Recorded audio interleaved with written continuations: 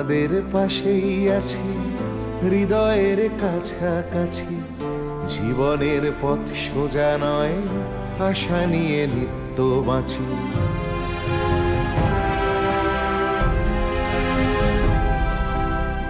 শিক্ষা ছড়িয়ে পড়ুক ভেদাভেদ শূন্য করে, এ বেলা নাই বা জুটুক, ও বেলা জুটতে পারে।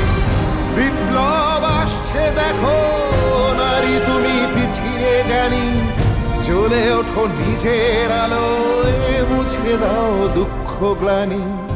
এভাবে আর থেকো না হাহাকার জড়িয়ে বুকে, আমি হাত বাড়িয়ে আছি, সাড়া দাও আমার ডাকে।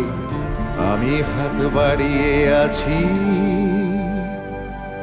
সাড়া দাও আমার ডাকে।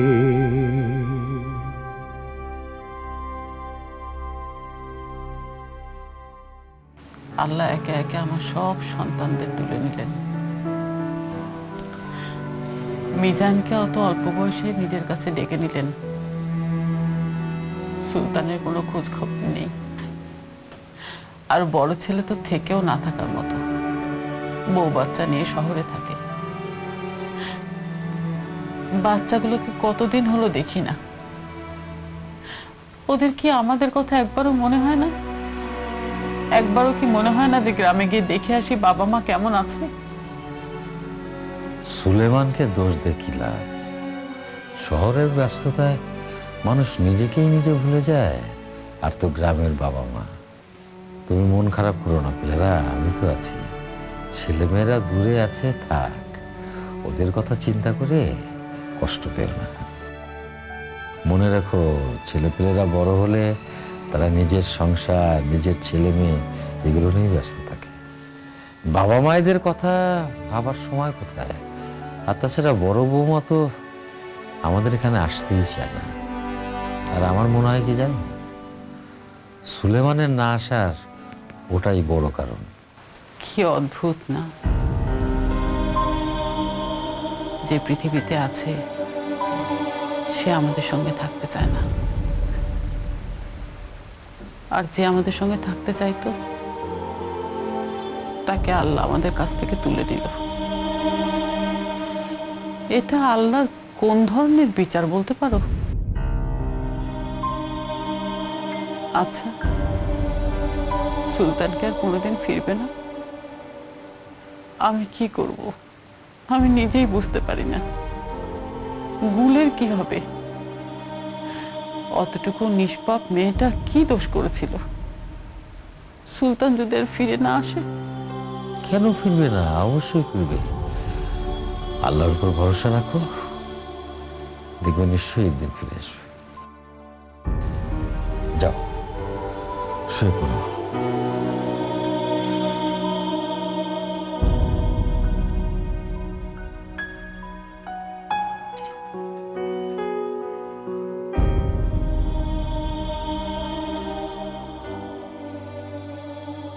আমি জানি পেয়ারা, তুমি মুখে যাই বলো না কেন, মিজান চলে গেলে সব থেকে বেশি কষ্ট পাবে তুমি। তবে কেন জানি না, আমি কখন জানি মনের অজান্তে মিজানকে আপন করে ফেলেছি। তাই তো আমি ওকে তাড়াতাড়ি এখান থেকে সরিয়ে দিতে চাইছি। ভালোবাসার মানুষকে চোখের সামনে অপমানিত হতে দেখলে ভালো লাগে না। আমি গ্রামের মানুষের কুৎসার কথা চিন্তা করি না, আমি চিন্তা করি গুলের। সে কি কুৎসার ভার নিয়ে চলতে পারবে?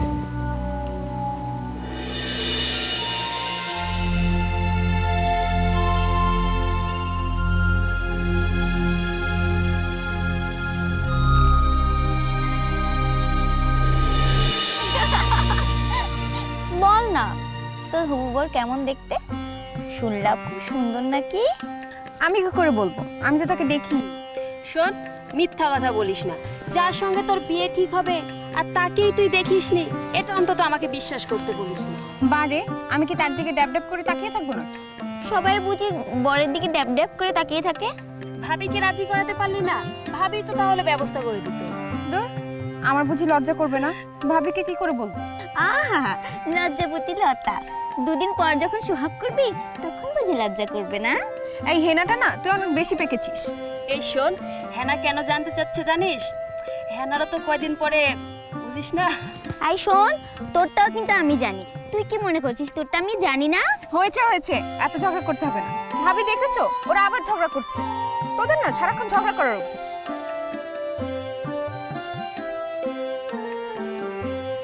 কার ঝগড়া করার অভ্যাস হয়েছে শুনি? ঝগড়া করো না ভাই, পরে শ্বশুর বাড়িতে গিয়ে আবার বরের সাথে ঝগড়া করবে নাকি? দেখুন না ভাবি, বলবো তো তোর বরের কথা আমাদের কিছুই বলছে না। দাঁড়াও দাঁড়াও, বেচারি এখন ঘোরের মধ্যে আছে, ঘোরটা কাটুক। এখন দেখছি জেগে জেগে স্বপ্ন। ভাবি ভালো হবে না বলে দিচ্ছি, শেষে তুমি ওদের দলে যোগ দিলে। আমি কারো দলে যোগ দিইনি ভাই, নিজের অভিজ্ঞতা তো জানি, সেখান থেকেই বললাম। আর তোমার মতো অমন সুন্দর বর পেলে অবস্থা তো সবারই খারাপ হবে, এতে আর আশ্চর্য হবার কি আছে? ভাবি, খুড়িয়া বর সত্যি খুব সুন্দর না? এই দেখো, তোমরা আবার নজর দিও না যেন। ভাবি, গুল, তুই অনেক ভাগ্যবতী, আমরা সবাই শুনেছি। এমন ভাগ্য কারো হয় না। আই গুল, কোথায় যাচ্ছিস? গুল, গুল, গুল যাচ্ছিস কোথায়? দাঁড়া। আত্মীয় স্বজনদের দাওয়াত প্রায় শেষ, অল্প কিছু বাকি আছে। যে কজন বাকি আছে তাড়াতাড়ি দাওয়াতটা সেরে ফেলো, দিন তো মাত্র কয়টা বাকি আছে। হ্যাঁ, আজকালের মধ্যে সেরে ফেলবো। আচ্ছা, তোমার কাজের কতদূর? পুরনো গয়নাগুলো পলিশ করতে দিয়েছি, নতুন কিছু গয়না বানাতে দিয়েছি। আর ওই কাপড় চোপড়? তাঁতিপাড়ায় খবর দিয়েছি, ওরা বিকেলে কাপড় নিয়ে আসবে। শোনো, শাড়ি গয়না যাই কেন, গুলকে দেখিয়ে কেন, আমার আম্মা জানের পছন্দ হওয়া চাই। কি বলিস মা?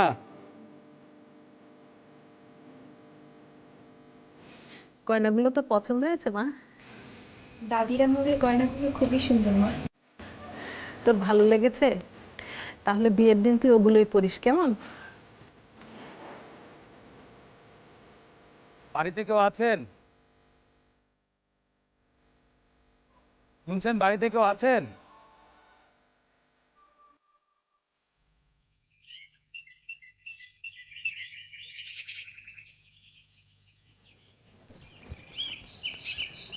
আসসালামু আলাইকুম।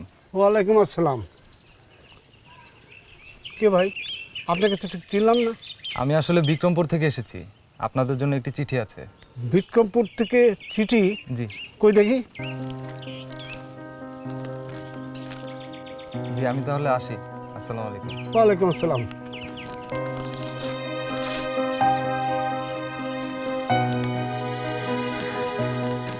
দেখো না কি লিখেছে চিঠিখানা।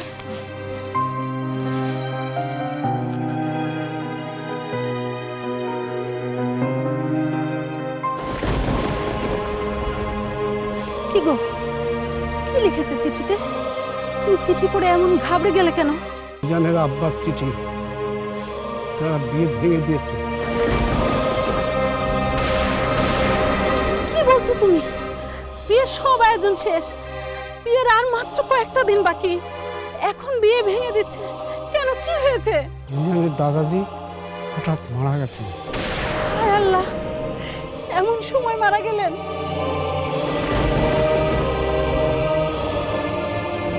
তো তাহলে বিয়ের দিন পিছিয়ে দেয়া হোক। না রমজানের মা, উনি লিখেছেন একবার যখন বাধা পড়েছে তারা কিছুতেই এ বিয়ে আর দেবেন না। হায় আল্লাহ, এত ভালো পাত্র তাহলে হাতছাড়া হয়ে গেল। আমাদের কুলের কপালে ছিল। হায় আল্লাহ,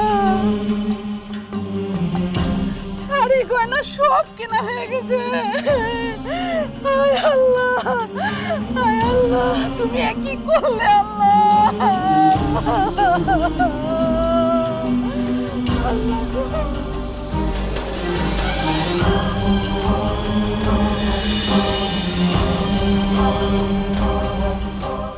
গুল, এই গুল, গুল, ওমা, এত তন্ন হয়ে কি ভাবছিলি? সে কি রে, তোর চোখে যে পানি? কই না তো চাচি, এমনি একটু পানি এসে গেল। এমনি এমনি কি কারো চোখে পানি আসে রে? ভেবো না, আমি ঠিক আছি। কয়েকদিন ধরেই লক্ষ্য করছি তোর মধ্যে কেমন যেন একটা অস্থির অস্থির ভাব। কিছু তো একটা নিশ্চয়ই হয়েছে, আমাকেও কি বলা যায় না?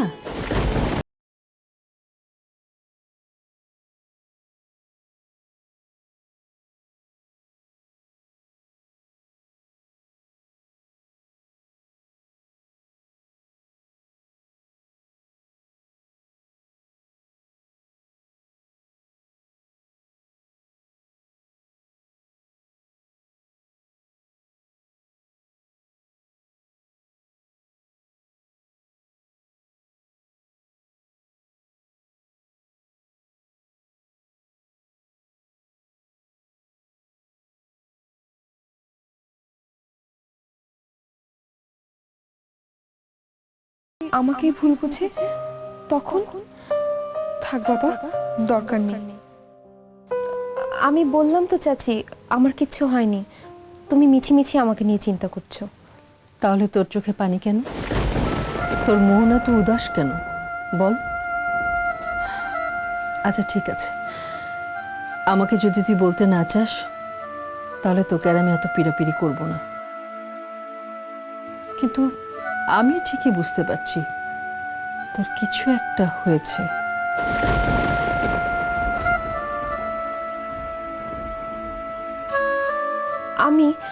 আমি আবার তোমায় কি লুকাবো? এসব তুমি কি বলছো চাচি? সবার চোখে তুই ফাঁকি দিতে পারলেও আমার চোখে তুই ফাঁকি দিতে পারবি না। মানে? মানে তুই একা একা কেঁদে নিজেকে ঘরের মধ্যে বন্দি রেখে, সবার কাছ থেকে নিজেকে লুকিয়ে রেখে নিজের মনের কষ্ট মনের মধ্যে চেপে রাখতে চাইছিস। পারবি না, এভাবে পারবি না। মনের কষ্ট এভাবে লুকিয়ে রাখা যায় না।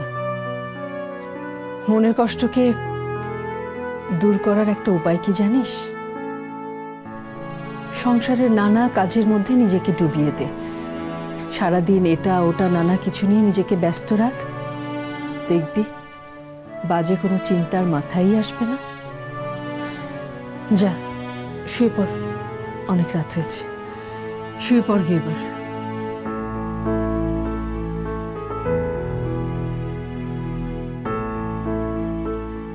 আমি তাই তো করি চাচি, সংসারের কাছে নিজেকে ডুবিয়ে দিয়ে সবকিছু ভুলে থাকতে চাই, কিন্তু পারি কই?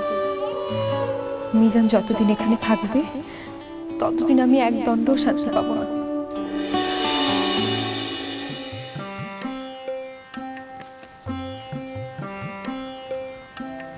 এসো এসো।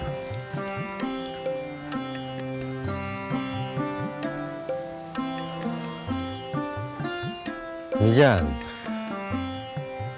এই হচ্ছে তোমার দাদাজানের বাস্তব ভিটে। এখন পরিত্যক্ত পড়ে আছে, মানুষ বাস না করলে যা হয় আর কি। দাদাজির খুব ইচ্ছে ছিল মৃত্যুর আগে একবার হলেও এখানে আসা। দাদাজির সেই ইচ্ছেটা পূরণ হয়নি। সবার তো আর সব ইচ্ছে পূরণ হয় না। একটা অদ্ভুত ব্যাপার কি জানো, কাল কি ঘটবে মানুষ কিন্তু আজকে সেটা জানে না। তাই তিনি তার মৃত্যুর আগে শেষ ইচ্ছা জানিয়ে গেছে, যেন তার ভিটের এক টুকরো মাটি তার কবরের উপর ছিটিয়ে দেওয়া হয়।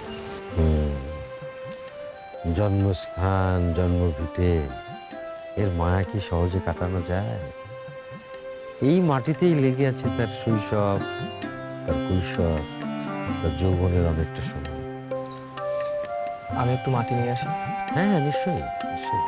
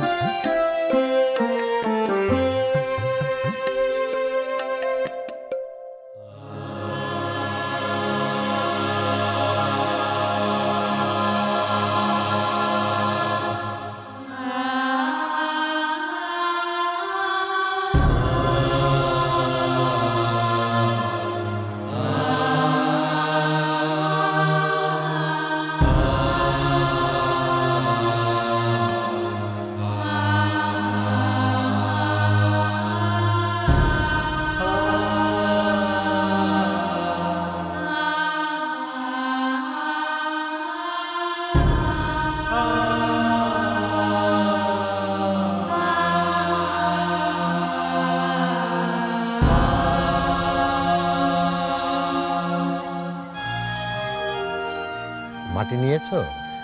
জি। বাহ, এটা কি গাছ? এটা হচ্ছে ঈশ্বরমূলের গাছ।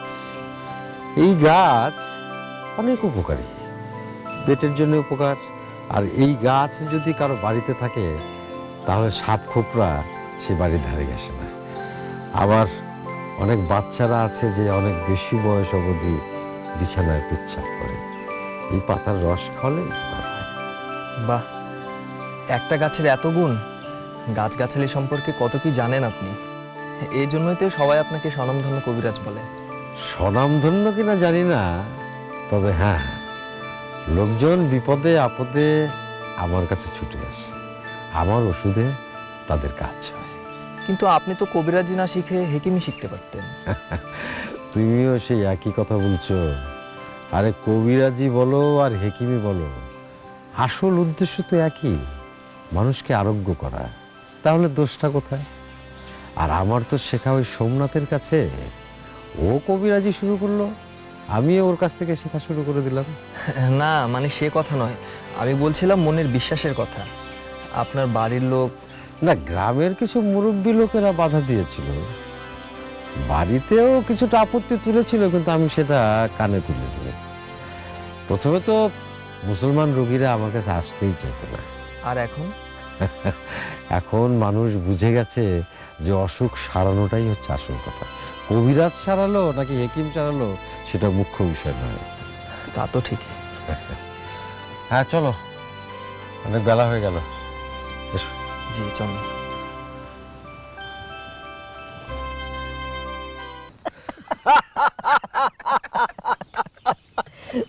তর্ক তোমার বুদ্ধি বটে, তোমার বুদ্ধির বলিহারি যায়। এত বুদ্ধি নিয়ে তুমি ঘুমাও কি করে? ওই যে দেখেন মোহর,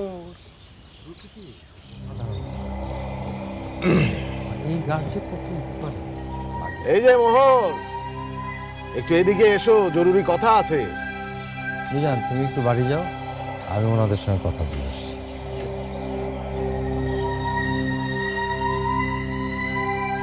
জি বলুন।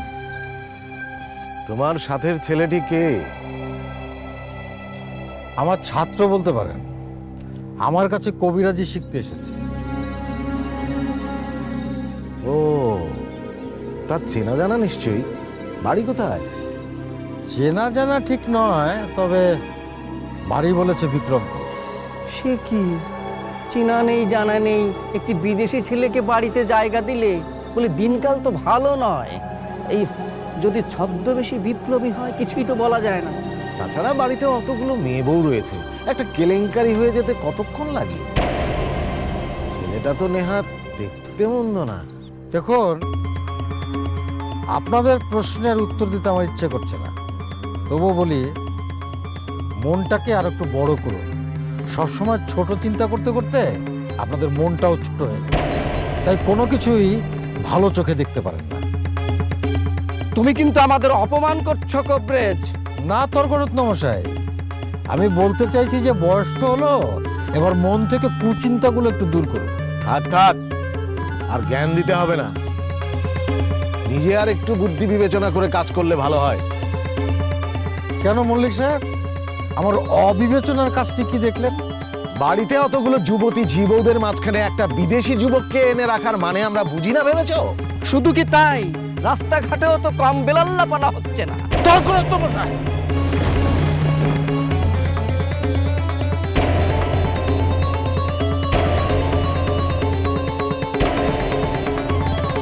যা মুখে আসছে তাই বলবেন না, হিসাব করে কথা বলবেন। চিৎকার করে কোনো লাভ হবে না কবিরাজ, লোকে দেখেছে বলে এসব বলছে। লোকে দেখেছে মানে? কে কি দেখেছে? কেষ্টা, কি দেখেছিস বলতো? আগে ওই যে পুকুর পাড়ে ওই ভিনদেশী ছেলেটার সঙ্গে উনার ছেলের বউ। আই চুপ করো।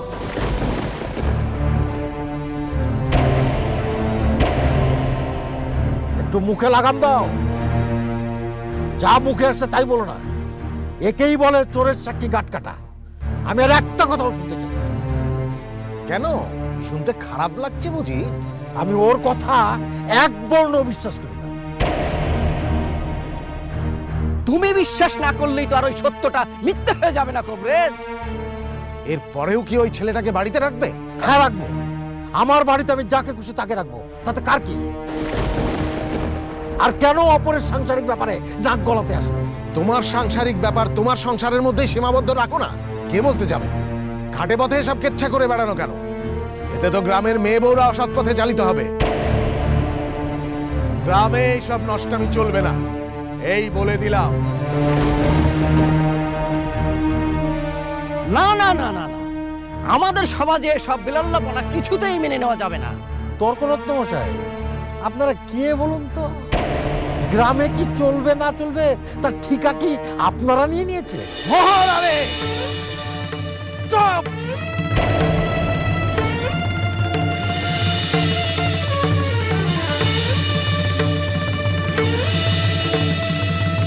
একদম চুপ! অনেকক্ষণ ধরে আপনারা কথা বলেছেন, এবার আমায় বলতে দিন। ভয় দেখিয়ে ধমক দিয়ে আমাকে কোনো লাভ হবে না, কারণ আমি আপনাদেরকে ভয় পাই। আর এই গ্রামটা আপনাদেরও যতটুকু আমারও ততটুকু। তাই আমার বাড়ির লোকজন কি করবে, আমি কি করব, সেটা ভুল না পাপ সেটা ঠিক করব আমি, আপনারা না। এ ব্যাপারে আপনাদের সঙ্গে আর একটি কথা আমি বলতে চাই, আমাকে নিয়ে বেশি না ভেবে নিজেদের চরকা তেল দিন।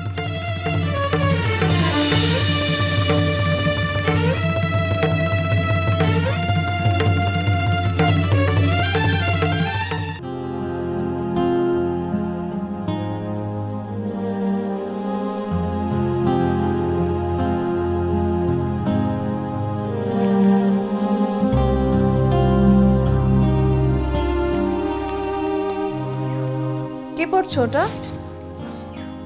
ম্যাডাম আপনি কখন এলেন? আমি টেরই পাইনি। ম্যাডাম এটা একটা চিঠি। তা টের পাবে কি করে? যা মনোযোগ দিয়ে পড়ছো চিঠিটা। কার চিঠি? বইয়ের নিশ্চয়ই। কি লিখেছে?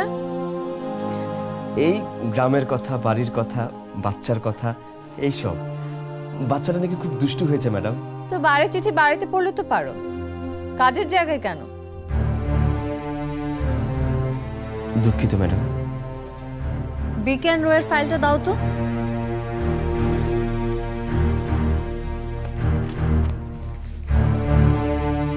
এফিডেভিটের কপিটা টাইপ করা হয়েছে? ম্যাডাম আর একটু বাকি আছে, আমি এক্ষুনি করে দিচ্ছি। এখনো হয়নি? সারাক্ষণ বাড়ির কথা বউয়ের কথা মনে পড়লে কি কাজ হবে?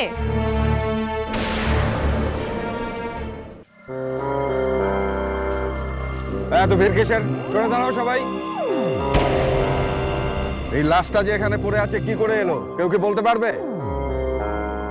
এই কে কি জানো সত্য করে বলো সবাই, সত্যি বলো। চুপ করে আছো কেন? কে কি দেখেছো বলো। আশ্চর্য, মানে তোমাদের গ্রামে রাস্তার মাঝে একটা লাশ পড়ে আছে অথচ তোমরা কেউ দেখোনি, কেউ কিচ্ছু বলতে পারছো না।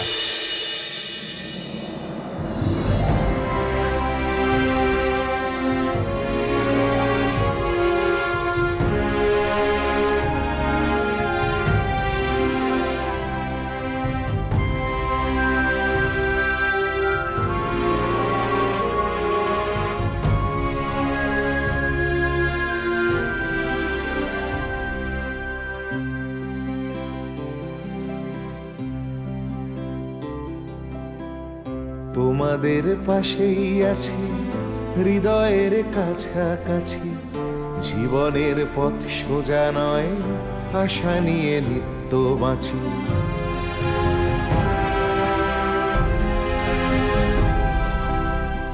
তোমাদের পাশেই আছি হৃদয়ের কাছাকাছি, জীবনের পথ সোজা নয়, আশা নিয়ে নিত্য বাঁচি।